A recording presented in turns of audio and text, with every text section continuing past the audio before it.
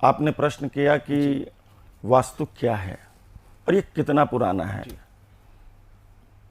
देखो, वास्तु उतना ही पुराना है जितना ये सृष्टि पुरानी है।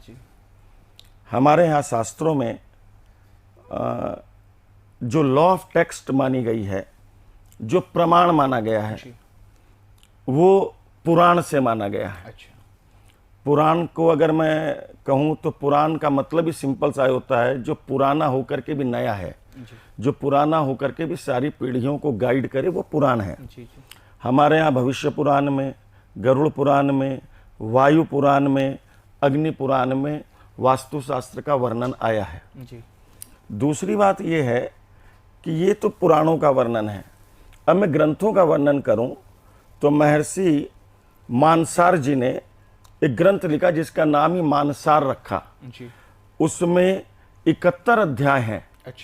और 71 अध्याय के में लगभग 5000 श्लोक हैं मानसार में। विश्वकर्मा प्रकाश वास्तु में वर्णित एक ग्रंथ है जो ऐसी मान्यता है कि साक्षात विश्वकर्मा जी ने ही उसकी रचना करी, जिसमें लगभग 1300 श्लोकों का वर्णन आया है। वास्तुशास्त्र में एक बहुत प्रफुल्लित ग्रंथ है जिसका नाम है समरांगन सूत्रधार।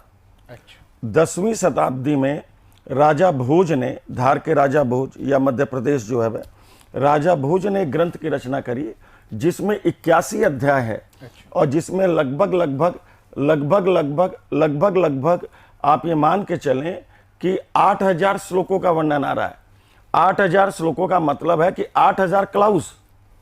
हमारे यहाँ वास्तुराज वल्लभ है जिसमें 14 अध्याय है, जिसमें 160 करीब उसमें श्लोक हैं। हमारे यहाँ मयमत है, हमारे यहाँ अन्यादि ग्रंथ हैं।